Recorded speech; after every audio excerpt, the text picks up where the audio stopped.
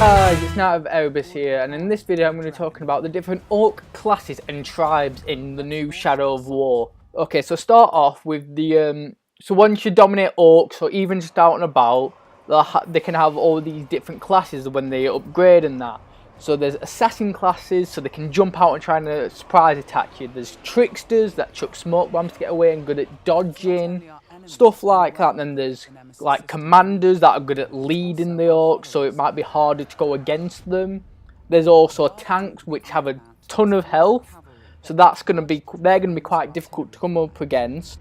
So you have all these different classes for your orcs, but this is the thing though. If you have an orc and you dominate it, it can form its own gang, and if it's a specialist in something, that means the whole group would try and change that. So that you might be able to get a group of assassin orcs if you wanted, or something like that, or if they're archers or something. So they build up gangs as well now, so they're not just lone ones.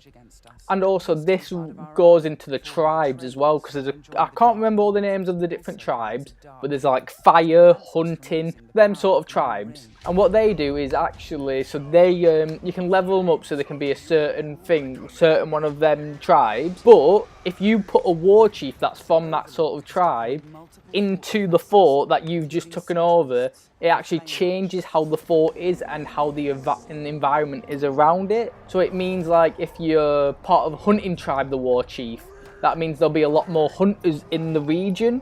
And so that means if you go against someone and they're part of fire or archers, then it'll be more difficult. So there's a lot of new different ways to play the game now by having all these different sets of classes of orcs now.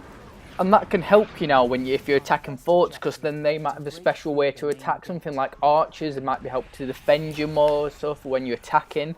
Because with forts, you can also get yours to the enemy can actually attack yours, so you have to try and defend it. So you might have to set up a certain orcs to protect fort. Also, they've also added like curse weapons and poison weapons, so that will make it more difficult. And depending on the class, is a different way of them attacking you. So you have to. So it isn't just going to be as the first one where you could just do the same attack on everyone or just do a stealth attack. You're going to have to think a bit more logical now with when you're attacking certain types of orc. And also with drakes, you can actually find them around the world free roam, so you can actually dominate them when round and about instead of just doing it on a story mode like some people will believe in. So that's also good to have as well.